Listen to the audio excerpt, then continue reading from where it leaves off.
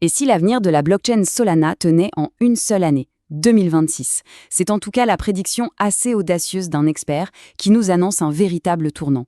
Alors aujourd'hui, on va décortiquer ça pour comprendre ce qui pourrait être le grand catalyseur de cette transformation. Mais alors, la question se pose. Pourquoi 2026 ? Qu'est-ce qui pourrait bien se passer de si spécial cette année-là pour provoquer un tel bouleversement ?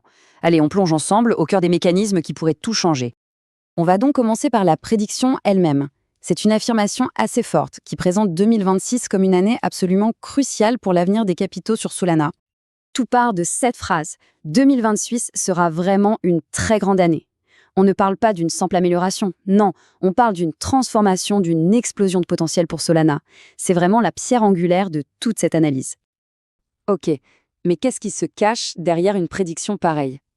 Eh bien, le moteur de ce changement, il a un nom. Cal. Il faut bien retenir ce nom parce que cette nouvelle infrastructure, c'est la pièce maîtresse du puzzle.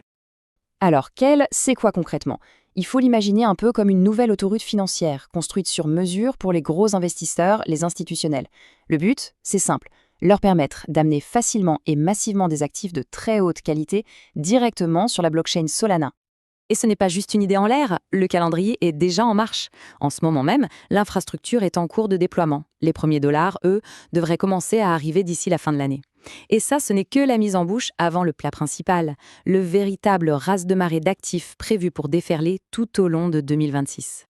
Quel sera le premier effet visible de Cal ? Eh bien, ce n'est pas seulement une question de quantité d'argent, c'est aussi une question de qualité.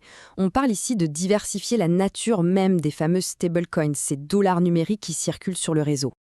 L'idée, c'est donc de passer du paysage qu'on connaît aujourd'hui à un écosystème beaucoup plus riche, beaucoup plus diversifié en stablecoin. Le but, c'est d'attirer ce que la source appelle le dollar DeFi, c'est-à-dire des dollars numériques qui sont plus robustes, plus transparents et surtout qui sont directement intégrés à la finance décentralisée. Ça apporterait bien plus de stabilité et de liquidité. Et là, il y a un détail technique mais qui change absolument tout, l'exigence d'une émission native. Qu'est-ce que ça veut dire ? Simplement que les nouveaux actifs ne seront pas des pâles copies d'actifs qui existent sur d'autres blockchains. Non, ils seront créés directement sur Solana. Et ça, c'est fondamental. Ça réduit les risques, ça améliore l'efficacité et ça intègre pleinement ces capitaux à l'écosystème.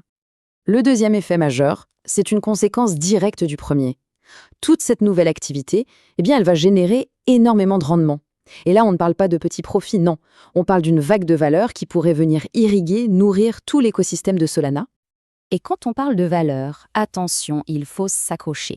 L'échelle est tout simplement vertigineuse. La source évoque des milliards de dollars de nouveaux rendements. Pour essayer de se le représenter, c'est un montant qui est capable de redéfinir complètement le paysage de la finance décentralisée sur Solana et même bien au-delà. Et le plus intéressant, c'est que cet argent, il ne va pas rester sagement sur un compte. L'idée, c'est vraiment de créer un cercle vertueux.